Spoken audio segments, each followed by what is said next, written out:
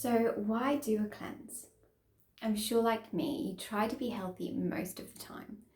But I also notice myself enjoying a little too much of the things that really don't serve me so well in the long run. I personally find it so easy to drop all of my daily rituals and habits of self-care when I'm even the tiniest bit stressed or anxious, which, if I'm being honest, has been a lot of the time recently, which I'm sure is the same for most of the world right now. The thing is, whatever it is that throws you off balance, that indulgence or treat, will eventually form armor in the body. And armor is like this toxic sludge.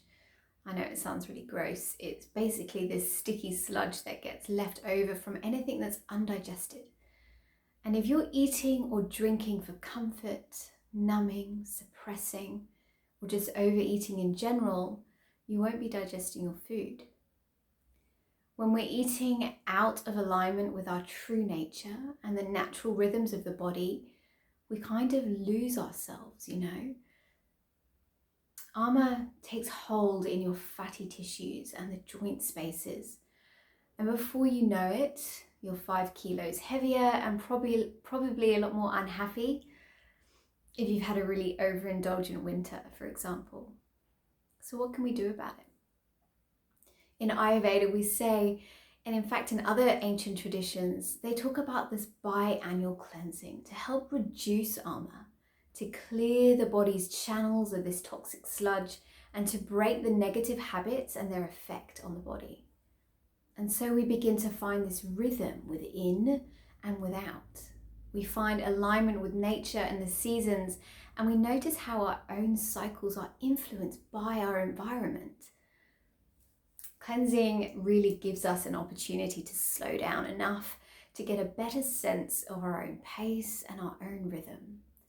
It's really this ultimate renewal state. Just like the desire you may have to spring clean your home, you may feel the desire to clean your internal space.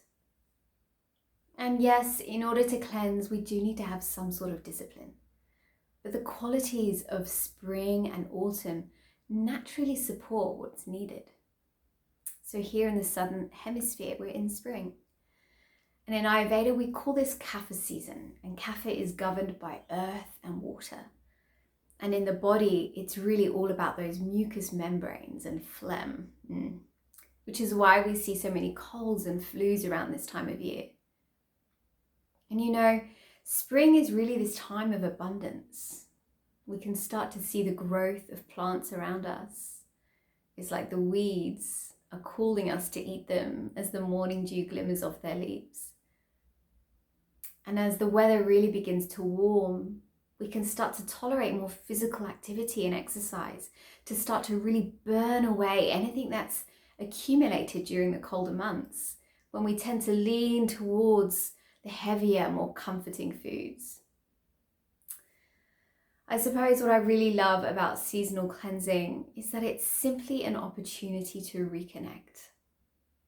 And we don't have to spend hours preparing meals and going shopping. We have more time to tend to the heart and the nervous system. And it doesn't have to be really hard or include fasting or feel like this time of punishment or deprivation. It can simply be an opportunity to remember who you are beneath the behaviors, habits, and conditioning you have around food. An Ayurvedic cleanse allows you to detoxify the body whilst nourishing it. You won't be lacking in energy or feel lethargic. You can still go to work and be a parent whilst doing this incredibly powerful work on your body and on your soul. So check out my other videos about cleansing to find out more about how it works, or sign up for my Rejuvenate Guided Cleanse program that begins on October the 12th. And if you can't make those dates, you should still sign up and you'll get all of the materials and the videos, the meditations straight into your inbox. Until next time.